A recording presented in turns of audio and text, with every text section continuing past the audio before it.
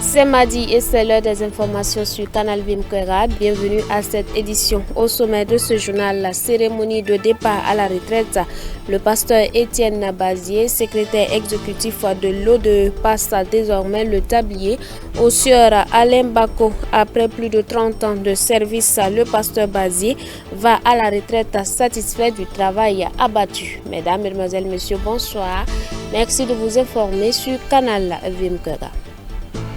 Sans transition aucune, cérémonie de départ à la retraite, le pasteur Étienne Bazier, secrétaire exécutif de l'Office de développement des églises évangéliques, passe désormais le tablier au sieur Alain Bako. Après plus de 30 ans de service, le pasteur Bazier va à la retraite, satisfait du travail abattu, même si de grands chantiers sont toujours en cours. Des chantiers qu'il laisse désormais au bon soin de son successeur, qui aura la lourde tâche de les amener à bout. On voit cela avec Abibalaï Bourema, Sore de Luende. Après 18 ans passés à la tête de la structure chrétienne ODE, Office de développement des églises évangéliques, le pasteur Étienne Bazier est parti à la retraite ce samedi 26 février 2022. À cette occasion, une cérémonie de revoir a été célébrée à son honneur dans les locaux de l'ODE. Le désormais ex-secrétaire exécutif de l'ODE va à la tête haute selon lui. Il demande au secrétaire exécutif entrant d'accepter le sacrifice en comptant sur le Seigneur pour bien conduire l'ODE. Ce que le Seigneur nous a donné de faire, et je suis comblé et je lui rends vraiment grâce pour ses bienfaits. Vous savez, dans le contexte que nous avons eu à connaître, on a évolué dans un contexte de crise économique, financière, avec des aléas climatiques. Donc ce n'était pas toujours facile d'avoir le financement dont on a besoin à temps pour mener les activités. Et là, c'était la difficulté. Ou bien vous voyez un problème crucial, vous demandez de l'aide et vous n'en obtenez pas. Là, vraiment, c'était des difficultés. Quand on travaille dans un cadre humain, c'est sûr que tout n'est pas parfait. Il y a des difficultés, mais avec l'aide du Seigneur, on les a toujours surmontées. Pour le nouveau secrétaire exécutif, pasteur Bazier a été un grand leader, un modèle. Il dit placer son mandat sous les signes de la volonté de Dieu. Je place mon mandat sous la volonté de Dieu. Ce que Dieu va nous donner comme inspiration, comme conduite, je pense que c'est ce que nous allons faire. Ce que je peux dire, c'est que le monde des ONG, quand on le regarde aujourd'hui, les standards sont de plus en plus élevés pour pouvoir bénéficier de financement, aussi bien au niveau des ONG du Nord qu'au niveau des fonds institutionnels. Et également au niveau de l'engagement de l'Église nationale pour son œuvre, qu'est l'Office de développement des églises évangéliques. Il y a des grands défis pour mobiliser davantage de ressources et pour pouvoir répondre aux préoccupations des populations. Quand vous regardez aujourd'hui, les préoccupations sont de plus en plus importantes avec tout le défi sécuritaire que nous avons, le défi sanitaire également avec la Covid-19. Pour le président du conseil d'administration de l'ODE, les attentes à l'endroit du nouveau secrétaire exécutif sont énormes. Mobiliser les ressources financières est l'une des attentes principales. Vous savez que l'objectif poursuivi par notre association, c'est promouvoir le développement économique, social et culturel au niveau donc de la population. Et il faut témoigner de l'amour de Jésus-Christ. Et on ne peut pas témoigner de l'amour de Jésus-Christ en croisant les bras. Il faut beaucoup de réalisations. Des réalisations pour aider bien sûr donc, la population à s'autosuffire. Par exemple au niveau de l'agriculture ou bien par des financements, voilà, par des micro-projets, à les aider à monter des micro-projets, voilà, etc. Et là, pour faire ces réalisations, il faut obligatoirement mobiliser des ressources. Donc nous attendons de lui beaucoup de réalisations pour soulager la population. Présent à cette cérémonie, le président de la FEME juge positif le bilan des actions réalisées entre 2004 et 2021 par le pasteur Bazier Étienne. Il réitère ses engagements au nouveau secrétaire exécutif. Vraiment, le bilan qui nous a été présenté a été très satisfaisant.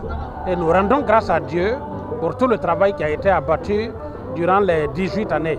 Nous attendons de lui d'être un agent de transformation, un agent de changement, parce qu'il y a encore aussi beaucoup de défis à relever et il y a aussi des innovations qu'il faudra entreprendre. Par conséquent, nous attendons beaucoup de lui. Office de développement des églises évangéliques ODE, créé en 1972, étant les bras sociaux de la FEME, a pu réaliser entre autres des forages, des barrages, des sites maraîchers au profit des populations vulnérables du Burkina Faso. En 2010, l'ODE mettait en place une agence des finances communautaires appelée FINACOM, sous le leadership du secrétaire exécutif sortant. Des années plus tard, c'est un projet dont la réussite est saluée par de nombreux Burkinabés. Un leader s'en va, un autre se positionne avec l'ambition de relever les grands défis. La 28e édition de la Semaine internationale de prière des Assemblées de Dieu de Boulmurou Barrage à la sortie ouest de Ouagadougou s'est achevée le dimanche 27 février 2022 en présence de milliers de personnes venues de divers horizons. Prédications, louanges, intercessions et remises de dons ont marqué cette semaine. Le culte de clôture avec Yannick Kaboré, Théodore Yamiogo.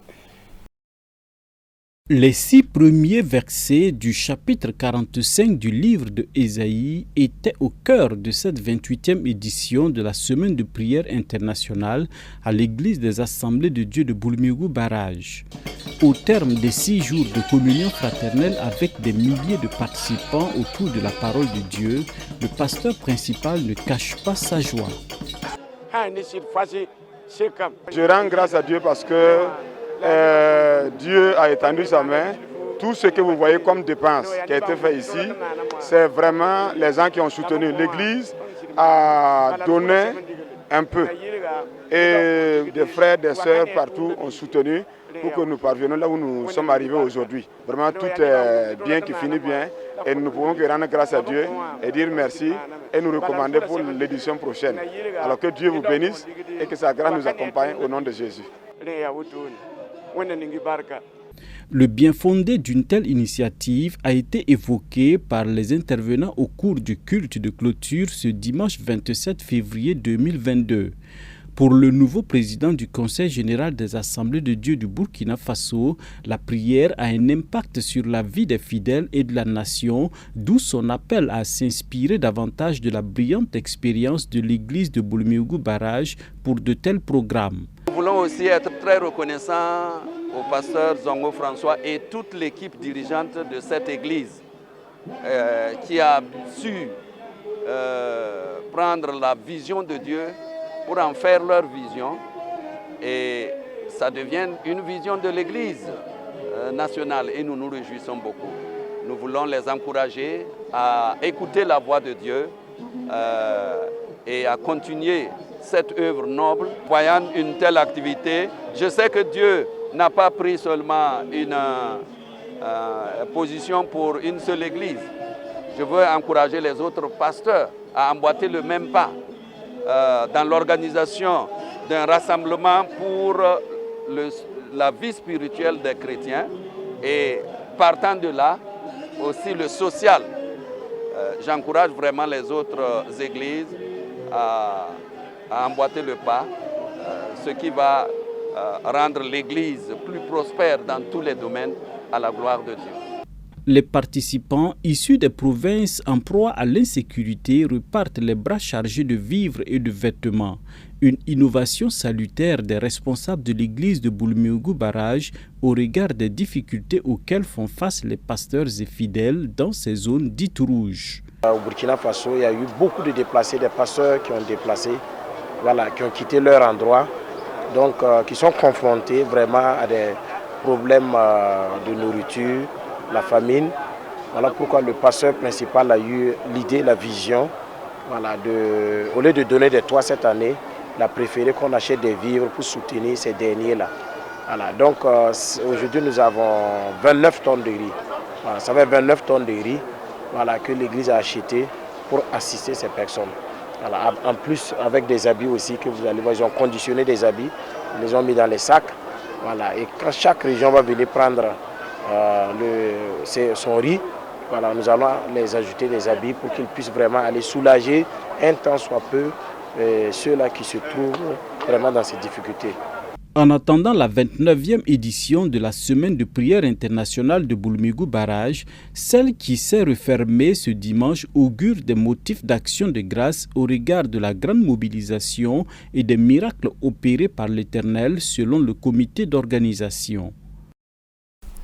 Toujours dans le même registre, après 2006 et 2010, Maël Cabré revient en force cette année avec un troisième album baptisé Connaître Dieu, composé de 10 titres et un remix. L'opus a été officiellement dédicacé dimanche dernier à l'église des Assemblées de Dieu de la zone 1. Plus de détails avec Xavier Ouedraogo, Théodore Yamiogo. Connaître Dieu est le titre du troisième opus de Pawen Taoré Ismaël Cabré, alias Maël Cabré. Composé de 11 titres dont un remix, ce nouvel album se veut une variété musicale au regard du mélange de rythmes, genres et thèmes savamment orchestrés et enregistrés en live.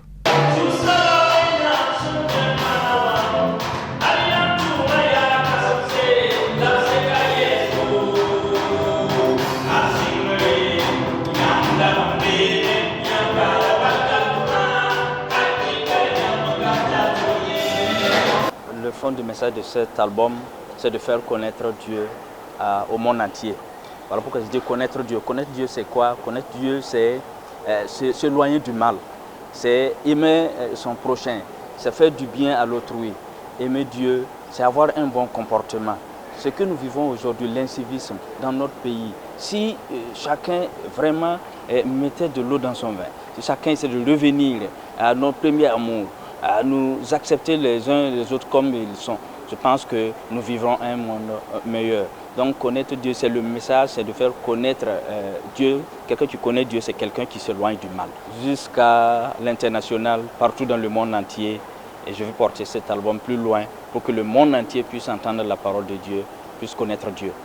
Attendu par les mélomanes depuis la sortie de son deuxième opus en 2010, Maël Cabré explique son silence d'une dizaine d'années par la volonté de proposer mieux que les précédents, d'où la sortie en 2022 d'un opus de belle facture qui fait danser mais qui appelle à la méditation. Pourquoi avoir mis tout ce temps-là? Je pense qu'on voulait seulement mettre les petits plats dans l'écran. On voulait faire les choses encore beaucoup plus. Avoir encore, je vais dire quoi, de pouvoir faire encore mieux que les deux albums précédents. Donc c'est pourquoi on a mis du temps.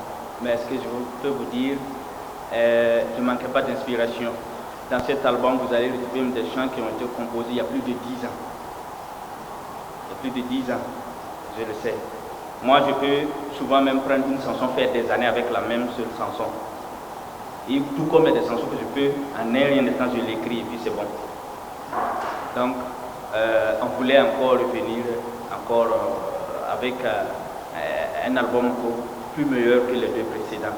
Donc, on a mis du temps pour être à la hauteur. Parcourir le monde avec ce troisième opus, telle est la vision de ce chanteur qui a su imposer son talent dans l'univers musical chrétien au pays des hommes et femmes intègres. En attendant les clips, le nouvel album de Maël Cabré est disponible sur le marché sur support compact disc et clé USB.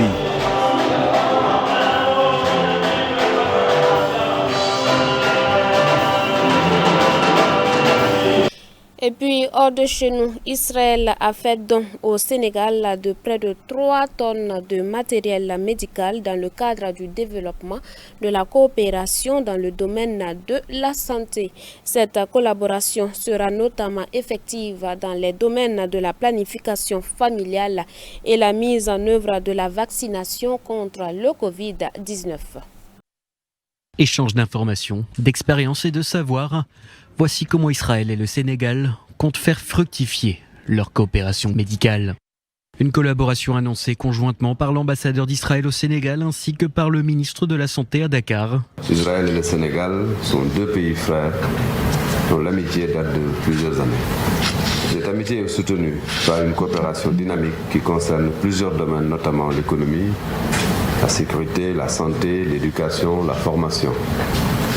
C'est pourquoi ce don offert à notre pays revêt un grand intérêt pour nous. Une coopération médicale qui sera effective dans plusieurs domaines tels que la planification de la vaccination, sa mise en œuvre, l'élaboration des stratégies, des gestes barrières, le développement de la télémédecine et de la numérisation des services de santé, secteur dans lequel Israël est en pointe.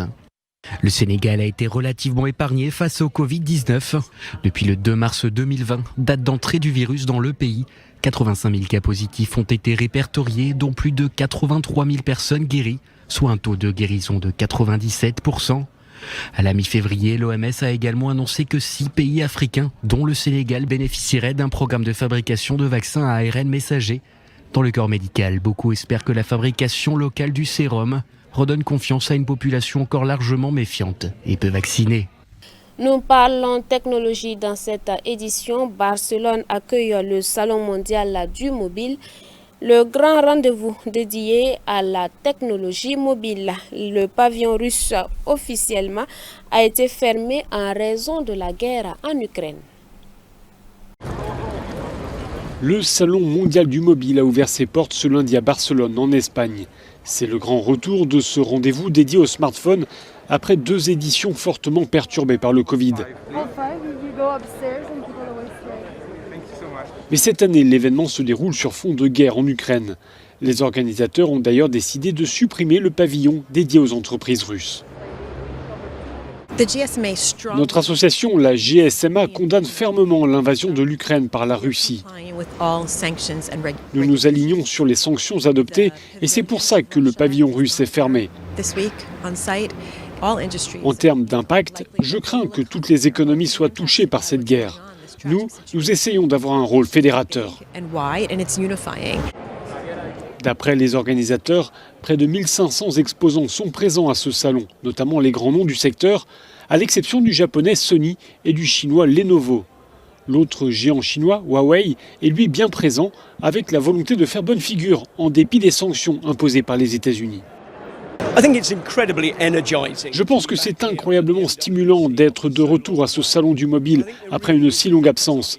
Et je pense qu'après la crise liée au Covid, après les épreuves que nous traversons, il y a une grande envie de se reconnecter, de reconstruire, d'ouvrir des perspectives. Et la technologie, le business et la durabilité transforment notre monde. Ce salon est comme toujours l'occasion de présenter les derniers gadgets et les prouesses technologiques. Plus largement, il sera question de l'essor de la 5G, voire de la future 6G, de l'intelligence artificielle, du métavers ou encore de l'impact de la technologie sur l'environnement. Voilà, fin de cette édition. Mais rappelons que le pasteur Étienne Bazier, secrétaire exécutif de l'ODE, a passé samedi dernier le tablier au sieur Alain Bako. Après 30 années de service à l'ODE, le pasteur Étienne Bazier va à la retraite satisfait du travail abattu. Fin de cette édition, vous nous avez reçus depuis Fada Gourma. Bonsoir chez vous, demeurez bénis en Christ Jésus.